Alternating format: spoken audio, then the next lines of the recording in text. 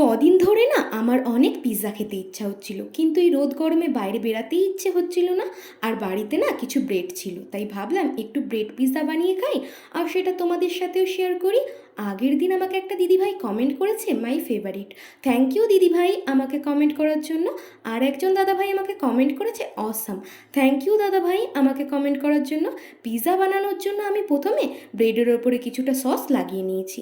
এবারে দিয়ে দেবো একে একে ক্যাপসিকাম কুচি, টমেটো কুচি, পেঁয়াজ কুচি, চিজ, চিলি ফ্লেক্স। এবারে একটা ফ্রাই প্যানে সামান্য একটু তেল ব্রাশ করে ব্রেডগুলো দিয়ে ঢাকা দিয়ে দেবো যতক্ষণ না চিজ মেল্ট হয়। চিজ মেল্ট হয়ে গেলেই রেডি আমাদের ব্রেড পিৎজা। আমার ভিডিওগুলো যদি তোমাদের ভালো লেগে থাকে তাহলে প্লিজ একটা লাইক কমেন্ট করে দিও। আর যারা যারা আমার চ্যানেলে নতুন আছো তারা প্লিজ আমার চ্যানেলটিকে সাবস্ক্রাইব করে আমার পাশে থেকো। আর যারা যারা ফেসবুক থেকে দেখছো তারা প্লিজ আমার পেজটাকে ফলো করে দিও। তো আজকের মতো তোমাদের সবাইকে টাটা।